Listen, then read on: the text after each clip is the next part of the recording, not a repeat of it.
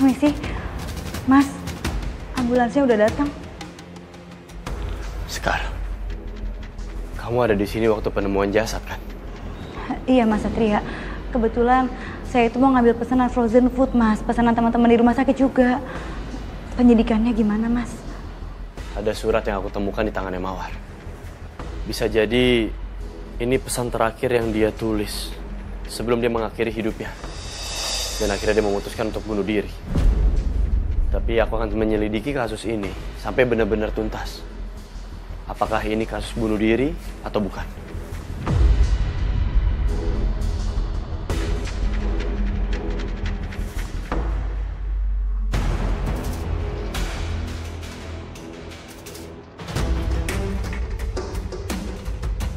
Saudara Marco, saudari Lila. Saya minta kalian ikut saya ke kantor polisi untuk dimintai keterangan. Pak, tunggu bentar Pak. Saya sama sekali nggak tahu menahu tentang kematiannya Mawar Pak. Jadi tolong jangan tangkap saya Pak. Tolong tenang. Saya nggak berniat untuk menahan Anda. Saya mengajak Anda ke kantor polisi untuk dimintai keterangan. Karena bagaimanapun juga, Mawar adalah karyawan kamu. Dan kamu, saudari Lila, berhubung kamu adalah rekan kerjanya, saya juga minta keterangan dari kamu. Iya Pak. Kamu kenapa bisa ada di sini? Mama mau labrak Marco. Apa-apaan sih? Masa dia kirim frozen food, kualitasnya tuh buruk semuanya. Busuk, kadaluarsa. Ya jelas lah, pelanggan-pelanggan resto Mama itu pada komplain. Kalau gitu Mama juga ikut ke kantor polisi untuk dimintai keterangan. Enggak lah, Mama nggak mau. Masa Mama ikut-ikutan juga? Sat, seharusnya kamu terima kasih loh. Karena Mama udah ngasih laporan, ada karyawan di sini yang mati karena bunuh diri. Coba kalau Mama nggak bilang, pastikan si Marco itu menyembunyikan sesuatu kalau karyawan itu bunuh diri di situ. Loh, Bu, Ibu jangan asal tuduh ya Bu ya. Saya nggak terima ini. Ya emang kenyataannya seperti itu. Udah ngaku aja deh kamu. Tolong semuanya tenang. Saya minta semuanya tanpa terkecuali ikut ke kantor polisi untuk dimintai keterangan lebih lanjut. Sekar, tolong kamu lakukan visum pada jasadnya Mawar. Kalau hasil udah keluar kabarin aku ya. Iya Mas Satria. Mengenai ganti rugi frozen food akan saya limpahkan ke anak buah saya. Saya di sini hanya fokus mengurus kematiannya Mawar. Ma, tolong dijelaskan kronologi pertama kali Mama menemukan jasadnya Mawar. Waktu itu Mama niat ke tokonya Marco. Mama mau komplain. Dan Mama juga sekaligus mau lihat stok makanan frozennya Marco itu. Kualitasnya baik apa enggak sih? Tapi ternyata gudangnya tuh digembok. Ya udah, Mama suruh aja anak buah Mama membuat buka paksa. Nah, di situ Mama lihat mayat karyawannya itu udah gantung diri.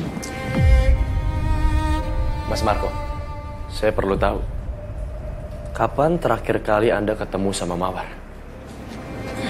Di toko Pak. Kalau nggak salah dengar, Mawar itu teleponan sama seseorang kalau ngasih informasi tentang ibunya yang meninggal. Dan saya lihat kalau keadaan Mawar itu lagi nggak stabil, dia nggak tenang, jadi makanya saya langsung kasih dia saran supaya dia itu bisa tenang. Di situ saya inisiatif buat kasih kayak saya telepon taksi untuk mengantarkan dia ke terminal karena saat itu saya lagi sibuk untuk mengantarkan barang-barang ke distributor.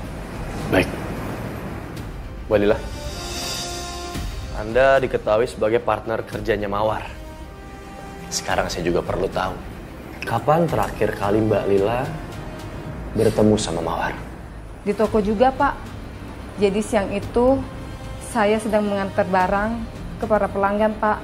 Dan sebelum pergi saya sempat menyapa Mawar. Tapi saya lihat Mawarnya lagi nangis Pak. Karena baru dengar kabar kalau ibunya baru meninggal.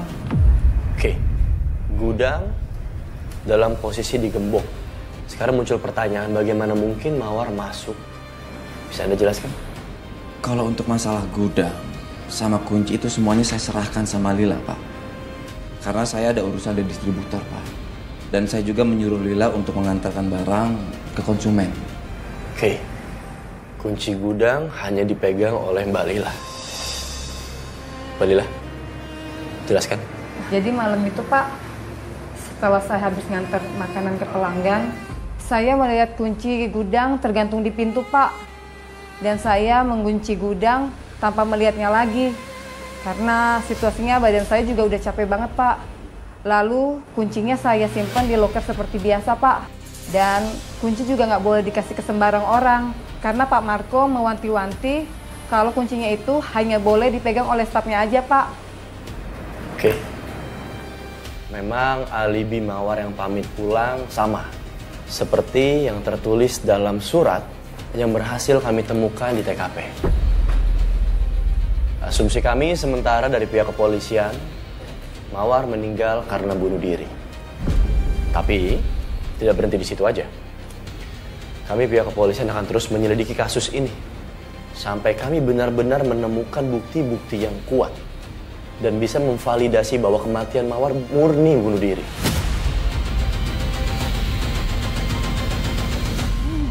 Enak banget nuggetnya. Beli di mana? Beli di depan rumah sakit. Tapi bosan sih, dari kemarin makannya nugget terus. Udah nggak apa-apa, makan aja, yang penting kenyang. Aduh,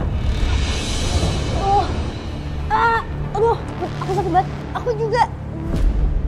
Kayaknya ada yang nggak beres sama frozen foodnya. Mereka habis makan frozen food, kok jadi pada sakit perut ya?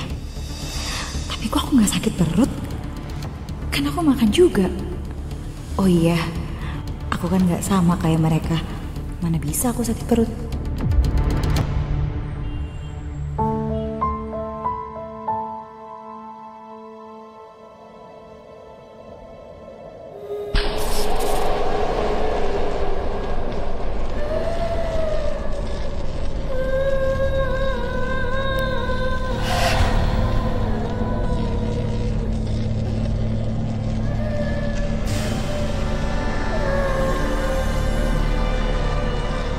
Ada orang di situ. Siapa di situ? Suster Lina.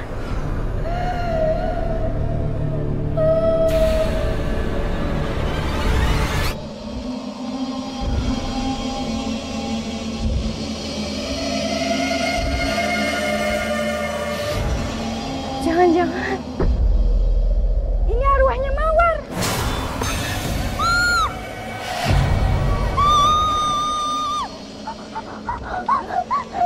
Terus kenapa?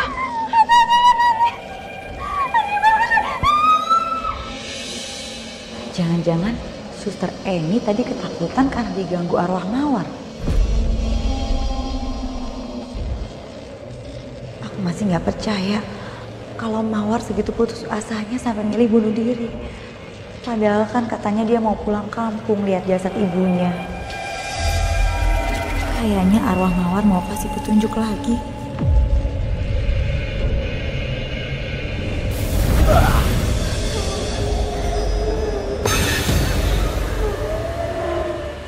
Lo di arwahnya. Mawar, jangan sedih lagi ya. Kamu yang tenang. Aku sangat menyayangkan rasa putus asa kamu. Hanya karena ingin menyusul kematian ibu kamu. Kamu harus seperti ini. Aku juga pernah ngerasain hal yang sama. Aku pernah ngerasain kehilangan ibu. Tapi saya mati dibunuh.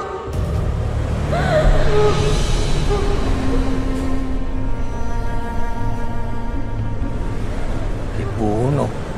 Wah, kematiannya direkayasa.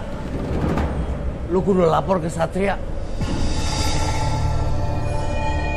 Ini aman. Satu box lagi mana? Oh ya udah satu. Ini 2 box ya? Iya Pak. Siap, yuk. Bentar. Oke. Yaudah sekarang kamu coba cek di gudang ya. Siap Pak. Makasih ya. Iya Pak.